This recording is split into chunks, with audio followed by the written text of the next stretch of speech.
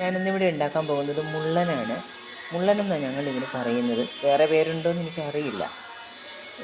ഇത് ഉണ്ടാക്കാൻ തീരെ എളുപ്പമാണ് കേട്ടോ. ഒത്തിരി എളുപ്പമാണ്. ഇഞ്ചി, ഉള്ളി, പച്ചമുളകും കരിവേപ്പിലയും കൂടി ചട്ടി അടുപ്പത്ത് വെച്ചിട്ട് തീ കത്തിച്ചിട്ടൊന്നുമില്ല, വെറുതെ ചട്ടിക്കകത്തേക്ക് ഇട്ട് കൊടുത്തിട്ട് അതിലേക്ക് മഞ്ഞൾപ്പൊടി, ആവശ്യത്തിനുള്ള മുളക് പൊടി, ഞാൻ 2 സ്പൂൺ മുളക് പൊടി, കുറച്ച് മഞ്ഞൾപ്പൊടി ഇട്ട് കൊടുക്കുന്നുണ്ട്.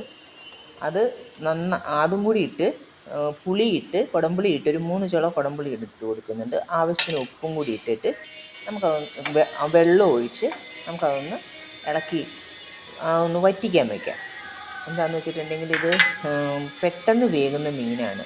അപ്പോൾ അത് കാരണം അതിൻ്റെ ചാറൊന്ന് നന്നായിട്ട് കുറുകിയതിന് ശേഷം മാത്രമാണ് നമ്മൾ മീൻ അതിലേക്ക് ഇടുള്ളൂ. കാരണം മീൻ ഒരു 2 3 ഒന്ന് തിളച്ചാൽ മതി, അപ്പോഴേക്കും മീൻ വെന്തിട്ടുണ്ടാവും. ആ മീനിന് തീരെ വേവ് കുറവാണ്. ഈ കറിക്ക് ഒരുപാട് വെള്ളം വേണ്ട, ഗ്രേവി ഒന്ന് വറ്റിയിരിക്കുന്ന രീതിയിലാണ്. അപ്പോൾ നന്നായിട്ട് ഗ്രേവി ഒന്ന് കുറുകിയതിന് ശേഷം മാത്രം മുള്ളൻ എടുത്തിട്ടാൽ മതി.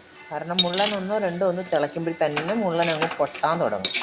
അപ്പോൾ അത് അലിന്ന് പോകാനുള്ള സാധ്യതയുണ്ട്. അത്രയ്ക്ക് സോഫ്റ്റാണ് ആ മീൻ. ഇപ്പോൾ ഇതേ ചാറൊക്കെ നന്നായിട്ടൊന്ന് കുറുകി വന്നിട്ടുണ്ട്. ഇപ്പോൾ നമ്മൾ ഉപ്പും പുളിയും പാകമാണോ എന്നൊന്ന് നോക്കിയിട്ട് അതിലേക്ക് നമുക്ക് ആ മീനിനെ ഒന്ന് പെറുക്കിയിടാം കേട്ടോ. അപ്പോൾ ഞാൻ ഉപ്പും പുളിയൊക്കെ നോക്കി ഇനി ആ മീനിനെ ഒന്ന് പെറുക്കിയിട്ട് ആ ഗ്രേവിക്കകത്തേക്ക് അതൊന്ന് താത്തി വെച്ചിട്ട് നമുക്ക് നന്നായിട്ട് 2 തിളച്ച് കഴിയുമ്പോൾ തീ ഓഫ് ചെയ്യാം. എന്നിട്ട് നമുക്ക് അതിലേക്ക് കുറച്ച് പച്ചക്കറിവേപ്പില ഇട്ട് അതിൻ്റെ മേളിൽ കുറച്ച് വെളിച്ചെണ്ണയും കൂടി ഒഴിച്ച് കൊടുക്കുക. ഇതാണ് ആ കറി. ഭയങ്കര ടേസ്റ്റാണ്. എല്ലാവരും ഉണ്ടാക്കി നോക്കണം. പിന്നെ എന്നെ ഒന്ന് സബ്സ്ക്രൈബ് ചെയ്യണം കേട്ടോ, മറക്കല്ലേ. നല്ല കറിയാണ്. നിങ്ങളെല്ലാവരും ഉണ്ടാക്കി നോക്കണം. മുള്ളൻ കിട്ടുമ്പോൾ ഇങ്ങനെ ഒന്ന് വെച്ച് നോക്കണം. ഓക്കെ.